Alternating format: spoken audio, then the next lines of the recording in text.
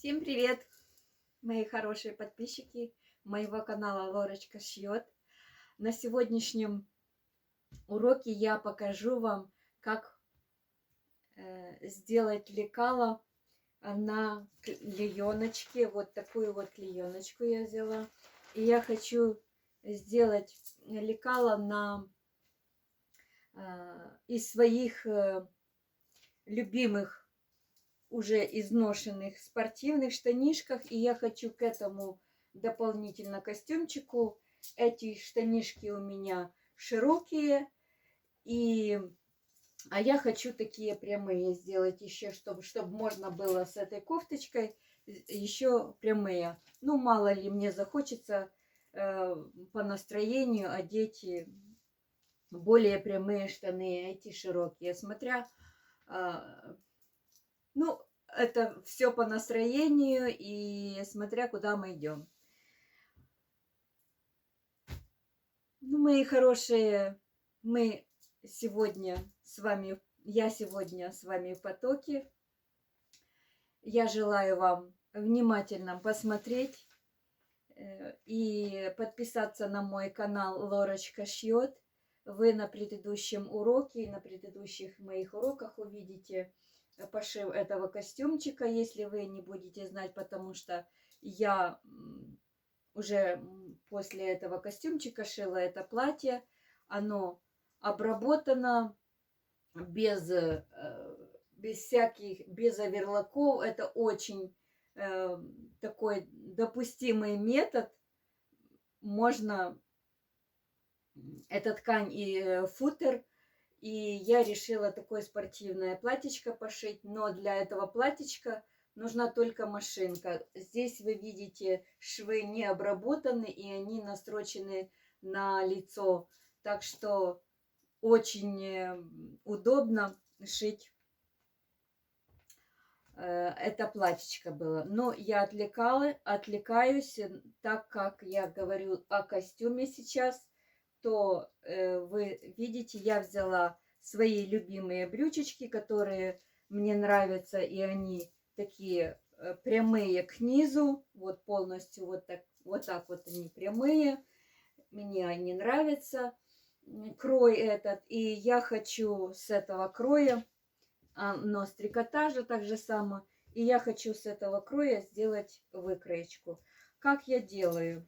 Я беру вот клееночку, вставляю в стороночку и вот выкладываю брючину, чтобы она была ровненько выложена, чтобы у нас оно, естественно, мы видим, что у нас как бы оно изношено, и это трикотаж, он двигается в разные стороны, мы должны это учитывать, но не забывать, что мы хотим сделать себе выкроечку на брючки, которые будут нам служить верой и правдой.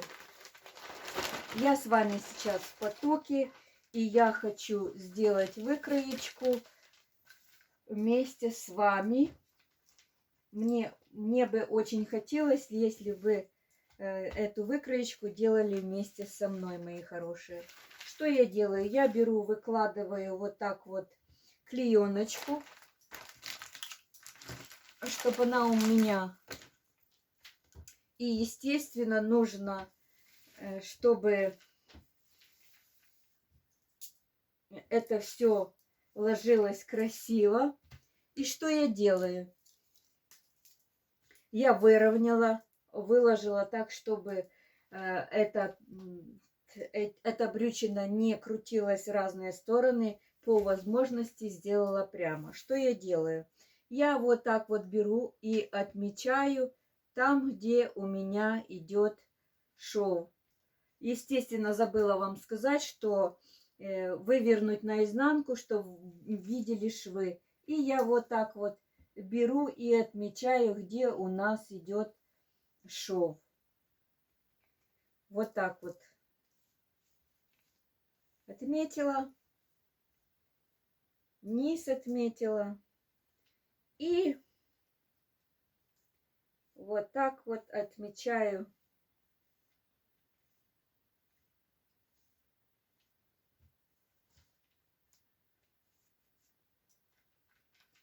И я что хочу еще заметить, вот это вот я отмечаю все. Это у нас передняя часть будет. Так, у меня это уже не рисует. Я сейчас возьму другой фломастер. Тут у меня уже почему-то не рисует. Я возьму зелененький. Вот. И вот так вот обвожу нашу. Естественно, я не хочу делать пояс вот так вот. Вот видите, как с клееночки я снимаю без всяких вот. Наложила наверх, определила где что. И вот так вот я вырисовываю. Что я еще делаю? Теперь мне нужно всю эту переднюю часть. Вот видите, как оно, как вот эта вот часть получилась у меня. Вот оно. Видите, как выкроечка получилась. Что я должна сейчас сделать? Я должна сделать углы, прямые углы, вырисовать, так как ткань у нас сейчас двигается и невозможно, это трикотаж, и он двигается в разные стороны. Что я делаю? Я вот так вот нахожу прямые углы везде, вырисовываю здесь все вот так вот пряменько, беру линеечку, так же само обрисовываю бедра, чтобы у нас были здесь выложены красиво вот так вот, вот, и вот здесь вот. Вот.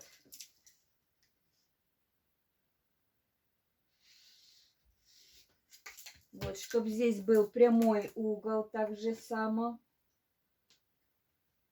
Обязательно, если здесь нету прямого угла, нужно обязательно сделать прямой угол, потому что ткань, оно как бы все.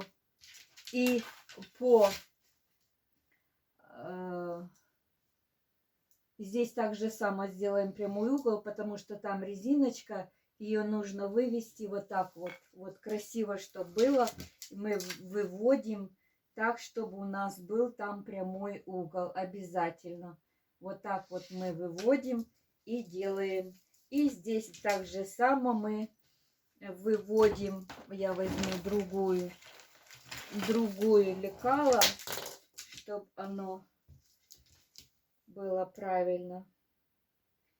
И вот также выводим вот это вот. И также само вот здесь вот все вот это выводим красивенько, чтобы было везде у нас прямо. Везде прямые линии. И все красиво. Вот. Вот так вот я наметила, обвела. Вот, вот видите, здесь прямой угол сделала. Здесь прямой угол сделала, здесь вывела прямой угол. По низу также само вывела прямые углы. И вот такой вот прямой у нас. Что я дальше делаю? Я вот так вот беру, разворачиваю. Разворачиваю вот это вот.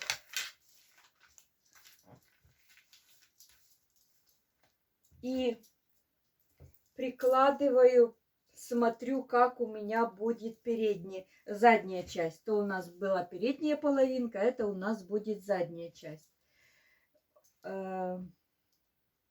Вот так вот я беру, выкладываю, смотрю, как у нас будет передняя часть.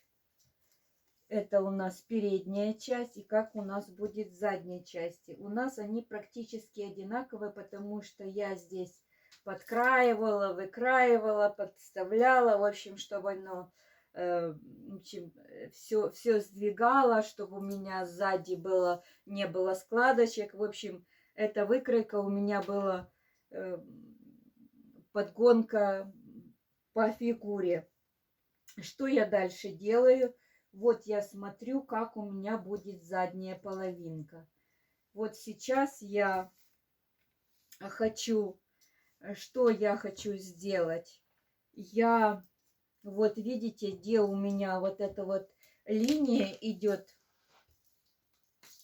шаговая, вот эта вот шаговая линия, я ее хочу вывести, чтобы у нас не, я вот наметила, чтобы у нас не было никаких сдвигов. Получается, вот оно вроде бы вот так вот правильно, да? Почему-то у меня, да, вот так вот оно идет. Вот оно идет вот так вот. И это идет вот оно вот так вот идет. Значит, что мне нужно? Это я намечаю так же само, где у меня так же само вывожу, где у меня перпендикуляр вот здесь вот. И провожу вот пунктирным линиям вот так вот, где у меня будут контрольные линии. Вот контрольные линии, которые у меня вот должны, по которым я должна буду ориентироваться. Что я делаю сейчас?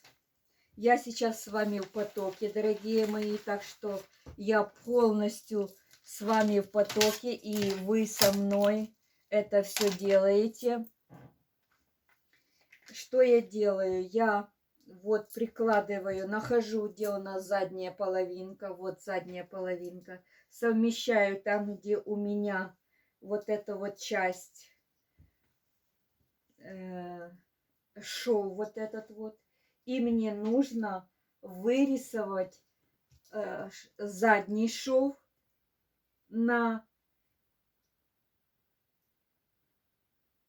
по задней половинке обязательно мне нужно вырисовать. Вот я вырисовываю вот так вот, чтобы оно одинаково было. Все. И вот эту вот часть я вот так вот удлиняю. Что я делаю? Я опять же здесь, оно немножко у меня по-другому. Я чуть-чуть вот здесь вот делаю вот такой вот прямой угол. Вот эту вот часть сантиметра 4-5. А этот угол я так же само вот тоже на сантиметра 2-3 так же само делаю вот такой вот угол. Все, вот это вот я сделала. Что я дальше делаю? У меня немножко половинка чуть-чуть шире задняя. И что я делаю? Я немножко ее увеличиваю. То есть у меня вот здесь вот так вот оно идет на увеличение. Вот по бедрам. Вот так вот. По бедрам оно идет на увеличение. И здесь также само у меня идет на увеличение. Вот так вот на сантиметр. Вот здесь вот на сантиметр на 2 у меня идет увеличение задняя половинка. Потому что я знаю, как это. И вот эта вот часть также само у меня на даже на сантиметр. Вот здесь вот тоже увеличивается это все. Нас вот так вот. Сейчас я вот так вот увеличивается на сантиметр, полтора, где-то, ну как вы захотите, сколько свободы. Вот эта вот часть у нас будет просто великолепно. И мы практически делаем крой только берем пример, образец для наших брюк. И видите, как оно, вот эта вот часть, все поднимается. Вот эта вот часть у нас одинаковая на уровне. Здесь тоже у нас шаговой одинаковый на одном и том же уровне. Задняя часть у нас всегда больше. А переднее у нас, видите, как оно, я не делала, чтобы оно было сильно. Здесь это у меня штанишки такие на полубедрах. Те штанишки вот эти вот все у меня до талии, а эти так ниже талии немножко. И вот в таком вот состоянии идут наши брючки, потому что обязательно нужно совместить у нас шаговый обязательно и боковой, чтобы были на одном уровне. И также само низ. Низ очень важно, чтобы был на одном уровне обязательно и был прямой угол, вот так вот. Если вы захотите там сделать какой-то другой подгиб, это уже ваше решение, но здесь оно вот в таком вот результате оно должно быть. То есть вот это вот шаговой вы это все уравниваете, вот эту линию шаговую она должна быть. И также само вот это вот по боку. Обязательно. Эти, конечно, этот шаговой и передний шов по брюкам, они на разных высотах. Это правильно, чтобы вы понимали, как эти выкроечки работают. И, естественно, у нас должен быть низ обязательно одинаковый, потому что если у нас будут разные штанины, разные длины, и мы будем строчить, совмещать с низом, срез низа, мы всегда, когда собираем брюки, собираем по низу, начинаем с низа. И у вас будут потом неровности и будет искажаться ваш баланс брюк. И сейчас я проверю по лекалам, по образцу, как у меня идет задняя часть брюк. Задняя часть брюк у нас вот она в таком положении, так как у меня идут здесь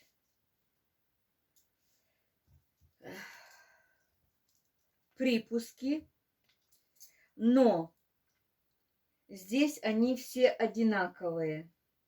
Это будет немножко уже, вот эти брючки немножко уже. Эти я уже практически сделала немножко шире. Но так как если вы захотите сделать шире, то есть если вы захотите в одинаковом положении сделать, вы вот это вот положение, вот это вот оставляете одинаковым. Вот оно. Вы оставляете эту заднюю часть, как она есть. И по задней половинке мы уравниваем низ. Здесь мы проверяем вот эту вот высоту. И вот у нас задняя часть. Все у нас правильно. Все, мои хорошие. Мы в потоке краим. Подписывайтесь на мой канал и делайте выкроечку. Так как мы практически размеры не снимаем, но мы сделали выкройку быстро и легко по своим старым штанишкам. Но мы уверены, что эта выкройка по нашим всем размерам. Мы даже можем проверить обхват голенища, обхват ноги. Я сейчас могу даже вам проверить обхват ноги, сколько обхват ноги у меня. И также вам показать, что оно все соответствует нашим. Вот видите, обхват ноги у меня все как положено. Все. Обхват бедер также само мы можем также проверить. Это нам не затруднит наши 105 наполовину, еще раз наполовину, и будет у нас Вот. Все, бедра у нас, все в порядке, ширина бедер соответствует, все у нас хорошо. Длина у нас, длину вообще брюк меряют от пахвы. Вот где пахва у нас, вот где пахва идет, вот так вот меряет длину брюк.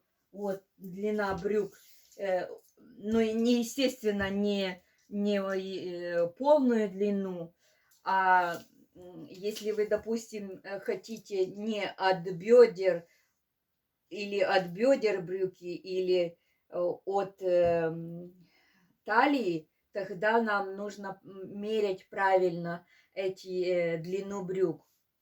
Но так как если вы хотите точно померять длину брюк до косточки, то у вас будет, вы можете правильную длину угадать.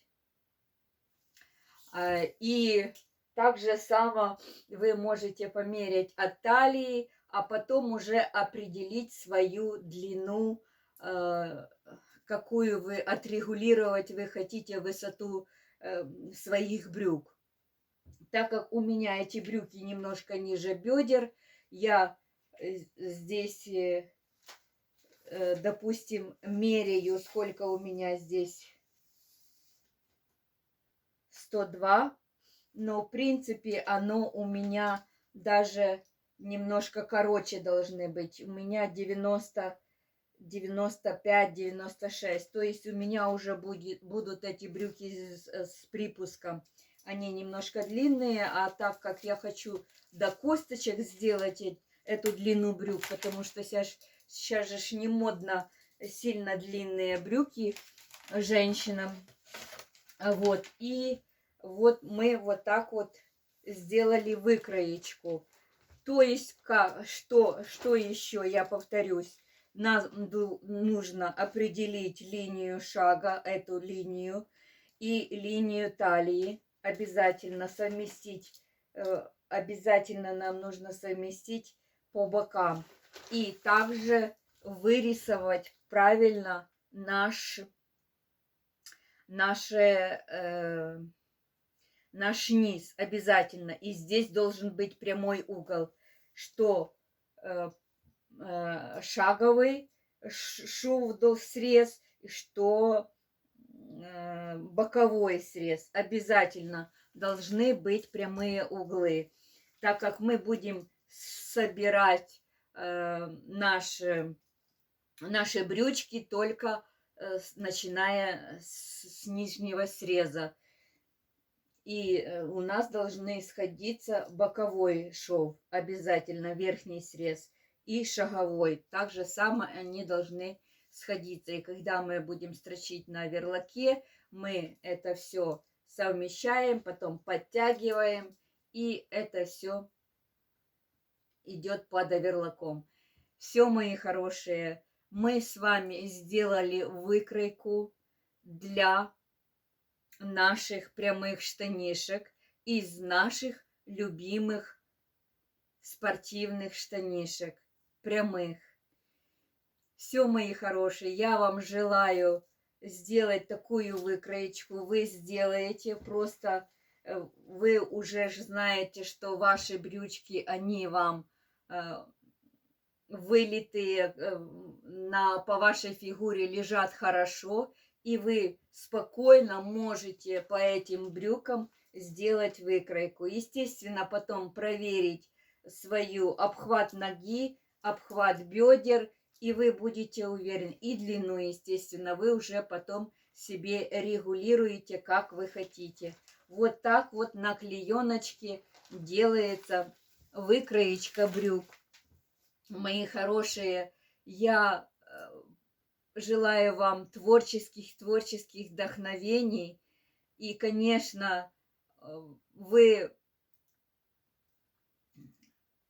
стараетесь, и у вас все это получится. Побольше вам терпения и желания, что вы себе сделаете это сами. Вы же видите, что не имея даже оверлака, можно собрать вот такое вот платьечко без оверлока. Вы же видите, что швы на лицо, и платьечко у меня собрано, и рисуночек красивый. Вы можете подписаться на мой канал Лорочка шьет, и вы увидите предыдущие уроки, как я краила это платьечко, как я делала рисуночек, и как это платье уже в готовом виде. Все уже вы сами видите, что это платье собрано без оверлока, просто на прямострочной машинке, не заморачиваясь, и очень модно и стильно. Такой фасончик, не обработанные срезы нигде не обработаны, этот срез дает такую легкость, воздушность этому платью. Когда подгибаешь эту ткань, оно как-то, знаете, такое грубое становится, а это легкость какую-то дает, и этот рисунок легкость дает. В общем, девочки, это все в потоке. Я с вами в потоке, и мне очень хочется, чтобы вы сделали себе выкроечки, чтобы вы в любой момент могли пошить себе, допустим, там, если у вас это с трикотажной ткани у вас штанишки, то вы можете немножко на сантиметр увеличить или на 2, и вы можете даже со штапеля пошить на лето. В общем, это дело фантазии, мои хорошие. Вы пробуйте, у вас все получится, мои хорошие, у вас все получится. Просто просматривайте мои уроки один раз непонятно, просмотрели второй раз, и у вас все получится. Не сомневайтесь, мои хорошие, не сомневайтесь, у вас все хорошо получится, потому что у вас есть образец, и с этого образца, зная, какие линии совмещать, чтобы было правильно, и у вас все получится, и низ, чтобы все было одинаково, симметрично, и у вас будут брючки просто вылитые на вас. Главное правильно все это предусмотреть, все проверять, и у вас все получится, мои хорошие. Тем более вы будете делать со своих любимых изношенных штанишков, и те, которые вам нравились, крой нравился, удобно было и комфортно в них, и вы можете обновить себе свои спортивные штанишки, сделав себе выкроечку, зная все тонкости кроя. Так что без расчета вы можете это все сделать, просто снять 2 мерочки или 3 мерочки с себя и проверить все соответственность ваших размеров. Мои хорошие, я с вами в потоке, и хочу, чтобы вы это вместе со мной сделали, себе пошили спортивные брючки. Я на следующем уроке буду кроить из такой же ткани прямые брючки, которые я сделала, эту выкроечку вместе с вами, в потоке с вами, мои хорошие. И я также буду кроить на ткани, я вырежу это лекало и буду также кроить на ткани с этого лекала на следующем уроке, мои хорошие. Подписывайтесь на мой канал Лорочка шьет. Вы увидите предыдущие уроки, как я шила этот костюм, как я шила платьечко и много чего другого для себя вы найдете полезного. И у вас будет свой бренд, так как Лорочка шьет, это мой бренд, и я с вами делюсь с чистого сердца, мои хорошие. От чистого сердца я вам показываю, как делать, показываю, рассказываю, делюсь своим опытом многолетним. Это приходит не с одним годом.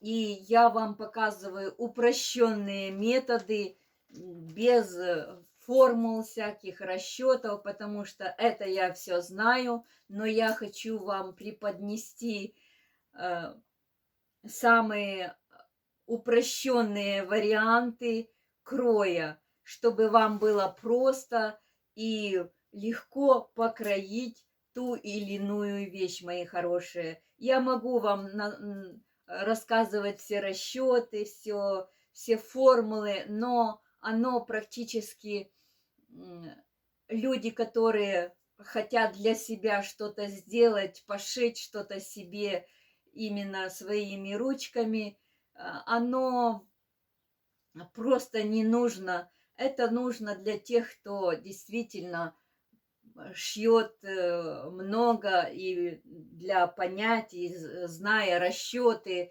все это, формулы эти. Но оно вам не нужно, если вы просто хотите по-любительски это все сделать для себя одну или другую вещь. Все, мои хорошие, я с вами всегда в потоке, я с вами, всегда с вами. Просматривайте мои видео. Непонятно, один раз вы можете второй раз просмотреть, но у вас все это получится, потому что я объясняю доступно и легко. Опять же, повторюсь, без расчетов и формул. Я самые-самые легкие способы вам рассказываю для того, чтобы вы смогли себе что-то сделать, мои хорошие. Что-то сделать своими руками или ребенку, или тем более дети сейчас растут, и хочется что даже со своих штанов сделать, перекроить ребенку, если вы, допустим, те штаны не носите или брючки, вам хочется перешить. Я много раз так делала своих вещей, перешивала своему ребенку. Раньше тканей не было столько всего не было доступно. Сейчас много тканей, а раньше ж не было доступности тканям, это было целый дефицит, и приходилось перешивать это все ребенку со своих вещей, с мужа вещей. В общем, это фантазия, просто фантазия и экономия. Все, мои хорошие, вы можете это себе сделать или ребеночку, вы можете это просто упрощенно сделать, эту выкроечку и покроить на ткани или с какой-то другой большой вещи, сделать ребеночку там или с большого размера сделать себе поменьше размер. В общем, это дело творчества, мои хорошие. Я с вами в потоке и желаю вам всего самого наилучшего. Посылаю вам безусловную любовь, бесконечную благодарность и всем добра, солнца в вашей душе и всего самого-самого наилучшего, что есть и что вы хотите для себя, мои хорошие. Всего самого-самого наилучшего вам. Всех благ и творческих вдохновений, мои хорошие. Всем пока-пока.